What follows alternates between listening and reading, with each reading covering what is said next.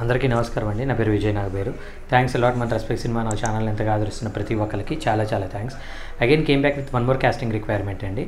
ఇది వచ్చేసి ఓటీటీ కంటెంట్కి చేసే సినిమా అంట. సో ద లాస్ట్ పేజ్ అనేది వీళ్ళ ఓటీటీ కంటెంట్ ఒక టైటిల్.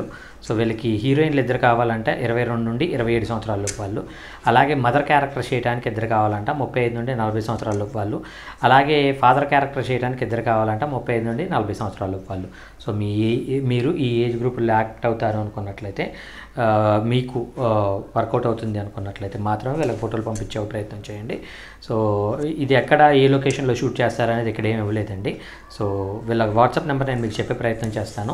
దాంతోపాటు మన సబ్స్క్రైబర్ అడిగిన ప్రతి ప్రశ్నకి సమాధానం చెప్పడం అనేది మన బాధ్యత. కాబట్టి ఉదయ్ భాస్కర్ గారు అడిగారండి, సార్ మీ ఐపీఎల్ సినిమా తమిళ్లో వచ్చింది సార్, ఓటీటీలో తెలుగులో ఎప్పుడు అని అడగడం జరిగింది. ఉదయ్ భాస్కర్ గారు ఇక్కడ నేను చెప్పేది ఏంటి అంటే, ఇది యాక్చువల్గా 2022లో రిలీజ్ అయిన ఒక సినిమా అండి. ఇది నేను రాసింది ఎప్పుడంటే 2020-21లో రాశాను. సో రాసిన తర్వాత 22లో రిలీజ్ అయింది. రిలీజ్ అయిన తర్వాత ఏమైంది అంటే, నేను అప్పటి నుండి కూడా సార్ ఎప్పుడు ఓటీటీలు రిలీజ్ చేస్తున్నారు అని ఆల్మోస్ట్ ప్రొడ్యూసర్ని చాలాసార్లు అడిగాను.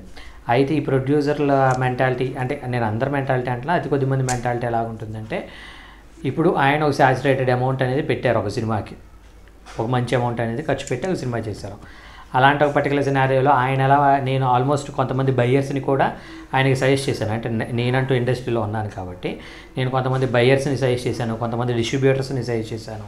ఒక మంచి అమౌంట్ తోటి ఆయనకి కనీసం ఒక 3-4 రకాల రెవెన్యూస్ ద్వారా, అంటే ఏంటి, మనకి హిందీ మార్కెట్ ఉంది, అలాగే తెలుగు ఓటీటీ మార్కెట్ ఉంది, శాటిలైట్ మార్కెట్ ఉంది, అలాగే డిజిటల్ మీడియా మార్కెట్ ఉంది. అంటే డిజిటల్ మీడియా లైక్ యూట్యూబ్ కావచ్చు, డిఫరెంట్ సోషల్ ప్లాట్ఫామ్స్ కావచ్చు, వీటన్నిటికీ ఒక మార్కెట్ ఉంది.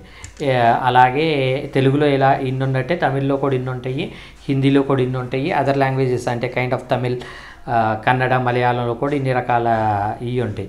సో నేను ఇవన్నీ డిస్ట్రిబ్యూటర్లను తీసుకొని వెళ్ళి ఆయన పెట్టిన దానికంటే సమ్వేర్ అబౌట్ ఒక 50 lakhs to 60 lakhs ఎక్కువ వచ్చేలాగా ఆయనకి రెవెన్యూ చూపిద్దామని నేను వీళ్ళందరినీ తీసుకొని వెళ్ళి ఒకసారి మీట్ అవ్వండి సార్ అన్న.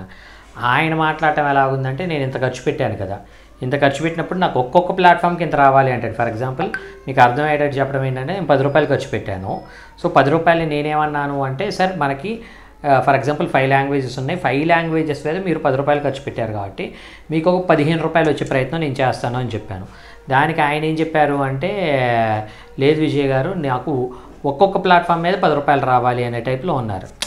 సో అది ప్రాక్టికల్గా వర్కౌట్ అవ్వదు. ప్రాక్టికల్గా వర్కౌట్ అవ్వనప్పుడు నేను ఆయనకి బతిమలాడి ఏం చెప్పానంటే, సార్ మీరు లాస్ అవుతారు అంటే ఆయన వినలేదు. ఫైనల్గా పాపం ఆయన ఏదో చాలా కష్టపడి మొత్తానికి తమిళ్లో మాత్రం అమ్ముకున్నారు. తెలుగులో ఎప్పుడు వస్తుంది సార్ అని నేను తమిళ్లో చూశాను. అది చూసిన వెంటనే తెలుగులో ఎప్పుడు వస్తుంది సార్ అని నేను ఆయనకి టెక్స్ట్ కూడా చేసినప్పుడు ఆయన నుండి నాకు త్వరలోనే వస్తుంది సార్ అనే టైప్లో చెప్పడం జరిగింది. అయితే ఆయనకి కూడా క్లారిటీ లేదు, ఇంకా డిస్కషన్ జరుగుతూ ఉంది. సో నేను మీ అందరికీ చెప్పేది ఏంటి అంటే, రాయటం వరకు నా బాధ్యత, తీయటం వరకు డైరెక్ట్ బాధ్యత, ఫైనల్ కాపీని రెడీ చేయటం అనేది మా అందరి బాధ్యత, తర్వాత దాన్ని ప్రమోట్ చేయటం, రిలీజ్ చేయటం అనేది కూడా మా అందరి బాధ్యత. కానీ దాన్ని ఓటీటీలోకి అనేది producer has to take his ఏమంటారు, ఆయన ఒక వర్డింగ్ అనేది తీసుకోవాలి, ఎస్ ఇలాగా అనే టైప్లో. సో అది ఆయన చేతుల్లో ఉంది కాబట్టి మనం చేయగలిగింది ఏముంది చూద్దామండి. నేను కూడా వెయిటింగ్ ఎప్పుడు వస్తుంది ఏంటి అనేది. So getting back to the casting requirement, చెప్పాను కదా, హీరోయిన్ కావాలంట, హీరోయిన్ మదర్ కావాలంట, ఫాదర్ క్యారెక్టర్ కావాలంట. సో ఇంట్రెస్ట్ ఉన్న వాళ్ళు 8688528071 అనే నెంబర్కి కాంటాక్ట్ చేయండి. I repeat 8688528071.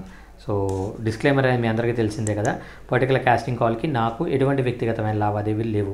వెళ్ళి ఎవరైనా మిమ్మల్ని డబ్బులు అడిగినా, మిమ్మల్ని మోసం చేసే ప్రయత్నం చేసినా దయచేసి వాళ్ళు ఇగ్నోర్ చేసే ప్రయత్నం చేయండి. ఎందుకంటే మన ఛానల్లో ప్రతిరోజు ఒక కాస్టింగ్ కాల్ అనేది వస్తూ ఉంటుంది కాబట్టి కాస్టింగ్ కాల్స్ ద్వారా మీ అందరికీ మంచి అవకాశాలు రావాలని మనస్ఫూర్తిగా కోరుకుంటున్నాను. వీడియో నచ్చిందా లైక్ చేయండి, వీలైనంత ఎక్కువ మందికి షేర్ చేయండి. ఎవరైతే సబ్స్క్రైబ్ చేసుకోకుండా చూస్తున్నారో please do subscribe. Thank you and all the best.